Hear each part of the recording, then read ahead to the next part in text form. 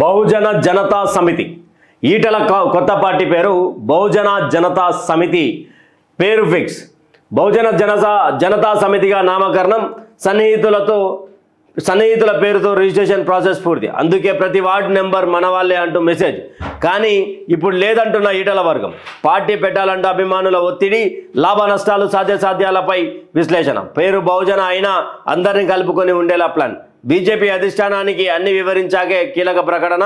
కొత్త పార్టీ విషయం బయటకి పొక్కకుండా జాగ్రత్తలు. రాష్ట్ర నేతలు ఇలానే కొట్లాడుకుంటే ఈ నెల చివరిలో తాడో పేడో తేల్చుకోనున్న ఎంపీ వర్గం. ఈటల రాజకీయ భవితవ్యంపై స్వేచ్ఛ ఎక్స్క్లూజివ్ స్టోరీ అనేది ఒకసారి బహుజన జనతా సమితి ఇది ఎంతవరకు క్లిక్ అయ్యే అవకాశాలు ఉన్నది? నిజానికి ఈటల రాజేందర్ గారు పార్టీ పెడతారా? పార్టీ పెడితే మరి ఎప్పుడైనా కానీ ఒకటి ఆలోచించురు, ఒక రాజకీయ నాయకుడు, దాంట్లో పేరున్నటువంటి ఈ రాజకీయ నాయకుడు పార్టీ ఎలాగైతే బీఆర్ఎస్ నుంచి బయటికి వెళ్ళగొట్టారో అలాంటి పరిస్థితులల్లో ఆ రోజే ఈటల రాజేందర్ గారు పార్టీ పెట్టేది ఉండే, ఒకవేళ పార్టీ పెట్టాలి అనుకుంటే. కానీ ఈరోజు ఒక ప్లాట్ఫామ్ క్రియేట్ చేశారు. భారతీయ జనతా పార్టీకి ఉమ్మడి కరీంనగర్ కావచ్చు, కొన్ని జిల్లాల వారీగా కూడా ఈటల వర్గం భారతీయ జనతా పార్టీ వైపు చూసింది.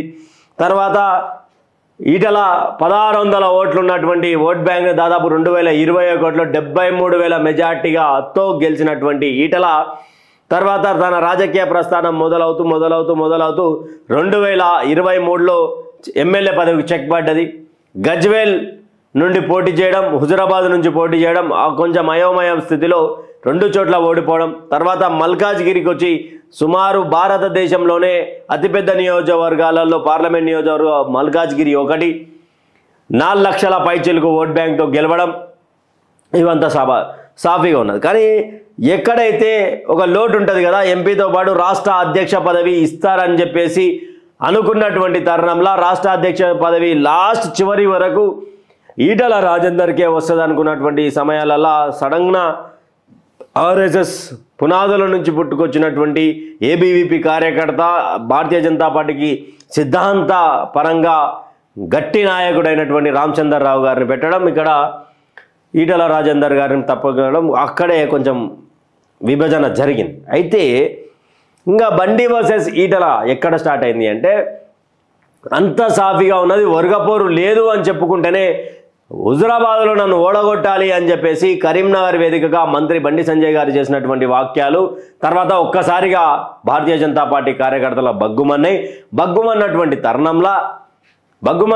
తరుణంలా ఇక చలో మమ్మల్ని ఎట్లా ఒత్తి పెడుతురు, ఈరోజు మేము 30 దాదాపు అప్పుడు వచ్చినటువంటి 20,000 మెజారిటీ, తర్వాత మేము వచ్చినాక మొత్తానికి 53,000 మెజారిటీ ఇచ్చినాం కదా, అయినా కానీ మమ్మల్ని ఎందుకు ఒత్తే ప్రయత్నం చేస్తూ ఉన్నారు, ఎందుకు రాజకీయంగా లేకుండా చేసే ప్రయత్నం చేస్తున్నారని ఒక ఇష్యూ స్టార్ట్ అయ్యి ఈటల రాజేందర్ గారి ఇంటికి వచ్చారు. మొన్న కేసీఆర్ గారు రేవంత్ రెడ్డి గారి పేరు ఎత్తకుండా ఏ విధంగా 20 నుంచి 25 నిమిషాల మాటలు ఆ సభలో మాట్లాడిండో, 25 సంవత్సరాలకు సంబంధించి ఆవిర్భావ దినోత్సవం ఆ సభలో బీఆర్ఎస్ సభలో మాట్లాడాడో 35 నిమిషాల పాటు ఈటల రాజేందర్ చెడుగుడు ఆడిండు.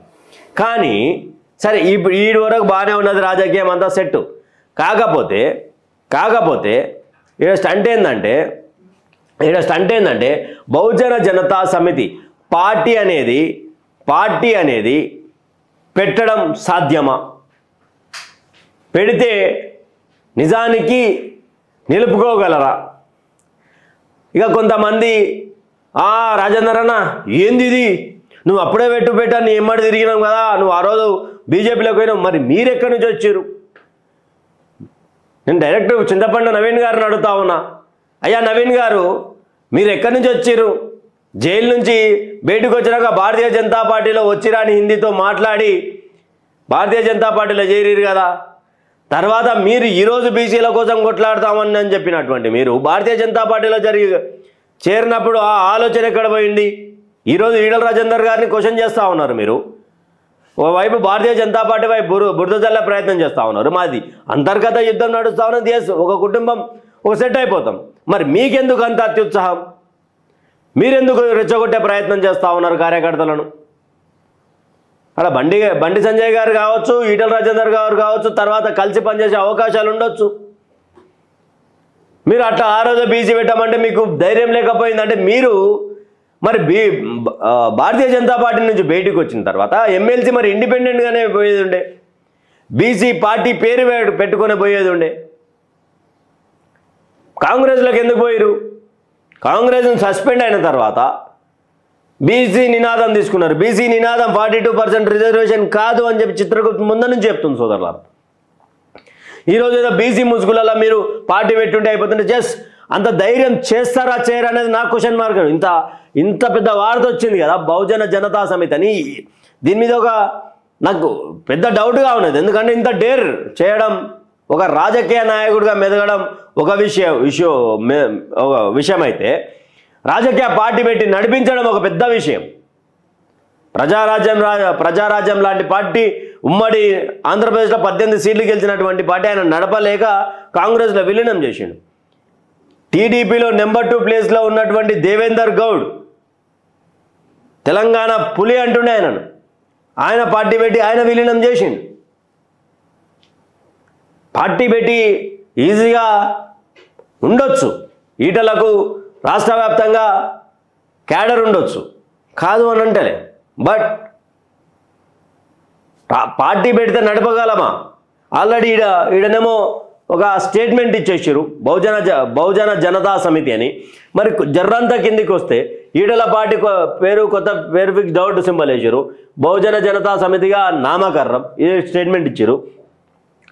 సన్నిహితుల పేరుతో రిజిస్ట్రేషన్ ప్రాసెస్ పూర్తి, సన్నిహితుల పేరుతో రిజిస్ట్రేషన్ ప్రాసెస్. మళ్ళీ ఆడేం చేసారు? క్వశ్చన్ మార్క్ వేసారు. ఈ వార్తల మరి ఏమంత నిజం? చింతపండు నవీన్ ఒక్కటే బట్టలు చింపుకుంటున్నాడు. నువ్వు ఆ రోజు పార్టీ పెట్టుంటే నువ్వు ఆ రోజు పార్టీ పెట్టుంటే అంటే మరి నువ్వు భారతీయ జనతా పార్టీలోకి నువ్వెందుకు వచ్చినావు జైలు నుంచి వచ్చినాక? మరి సరే భారతీయ జనతా పార్టీలో నీకు అవమానం జరిగిందా, నువ్వు మళ్ళీ బయట బట్టలు చింపుకొని ప్యాంట్ చింపుకొని బయటకు వచ్చినావు కదా. ఆ టైంలో మరి కాంగ్రెస్లోకి ఎందుకు పోయినావు? అంటున్నా, కాంగ్రెస్లో ఎమ్మెల్సీ ఎందుకు అయినావు? కనీసం 42 రిజర్వేషన్ మీద కూడా జరగదు అని తెలియకుండా అడ్డమైన మాటలు మాట్లాడుతూ పొద్దుగా లేస్తే ఎవరు కొత్త ఆస్పాలకే ప్రయత్నం చేస్తూ ఉన్నారు. ఈడ ధైర్యం ఉన్నదా ఈడల రాజేందర్ గారికి అంటే బహుశా లేకపోయి ఉండొచ్చు. ఒక పార్టీని నడపడం అంత ఈజీ కాదు. మాదాపూర్లో పార్టీ ఆఫీస్ పెట్టి పార్టీ ఆల్రెడీ చేసి కొన్ని జరిగినాయి. నవీన్ గారు మీ గురించి తెలియదేమున్నది? మాదాపూర్లో పార్టీ ఆఫీస్ పెడతా ఉన్నారు, బీసీ అనే ఒక నినాదం ఒక పార్టీ పేరుతో రిజిస్ట్రేషన్ అయిపోయింది, కుండబద్దలు కొట్టిరు. కంచం పొత్తా మంచం పొత్తా అనేది కరెక్ట్ అన్నీ రాక ఆ రోజు బీసీల మీద రుద్దే ప్రయత్నం చేసిరు. పొలం అని దొరికిందే సంద అని చెప్పి ఏ సంద అంటే ఆ సందులోకి దొరుకుతామా నవీనన్న? అవసరాలకు ఎందుకు వాడుతూ ఉన్నారు? ఈరోజు రేవంత్ రెడ్డి గారు జాతులను ఉద్దేశించి మాట్లాడారు. దీని మీద ఏమైనా మాట్లాడతారు? మరి మీరు ఏ విధంగా కౌంటర్ ఇస్తారు? మరి మీ మీద దాడి జరిగినప్పుడు బీసీ వర్గాలని చెప్పుకుంటూ ఎంతమంది పొలోమని ప్రెస్ మీట్లు పెట్టిరు? ఎవరెవరితో ఏడేడ పెట్టడం జరిగింది? ఒక బీసీ బిడ్డ బీసీ అని చెప్పుకుంటున్నావు కదా, ఒక బీసీ బిడ్డ గిరీష్ దారమణి మీద దాడి జరిగినప్పుడు మాట్లాడలే. అంతకంటే ముందు న్యూజిలాండ్ శంకర్ అన్న మీద దాడి జరిగినప్పుడు ఆ రోజు మాట్లాడలే. బీసీవి కదా, మరి మీకు మాకేం వైరం ఉన్నది? ఏమన్నా వైరం ఉన్నదా? చిత్రగుప్తుకి క్యూన్యూస్కి ఏమన్నా వైరం ఉన్నదా? మరి బీసీ బిడ్డ గిరీష్ దారమణి మీద దాడి జరిగినప్పుడు నీ దాంట్లోనే కదా ఫస్ట్ యాంటీ వార్త వచ్చింది. నువ్వు ఆ రోజు మరి నా బీసీలలో ముదిరాజు బిడ్డ, నా బీసీలంతా ఒక్కటే అని చెప్పి నువ్వు ఆ రోజు ఎందుకు పరామర్శించడానికి రాలేవు? మరి న్యూజిలాండ్ శంకర్ మీద దాడి జరిగినప్పుడు ఎందుకు పరామర్శించలే? మరి కొద్దిమంది మీద దాడి జరిగినప్పుడు ఎందుకు రాలే? ఇది మీరేదో బట్టలు చింపుకొని మీరు పార్టీ పెట్టాలి అంటే చూస్తాం కదా. మీ పార్టీ కూడా ఈడల రాజేందర్ గారిని పోవడం కాదు, బండి సంజయ్ గారు, వీళ్ళిద్దరు సఖ్యతగా ఉంటే పార్టీ మరింత బలోపేతమై గెలిచే అవకాశాలు ఉంటాయి.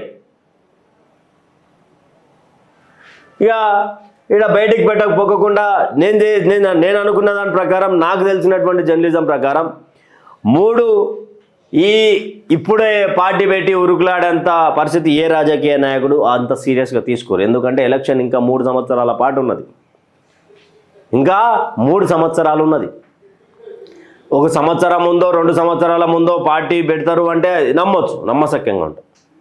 మరి దీన్ని ఒకసారి ఈటలకు సంబంధించినటువంటి వర్గానికి అభిమానులకు పెడితే అదంతా ఫేక్ న్యూస్ అన్న, భారతీయ జనతా పార్టీ నుంచి మేము ఎక్కడికి పోయేది లేదు, మేమెందుకు పోతామనే ఒక స్పందన వినిపిస్తూ ఉన్నది.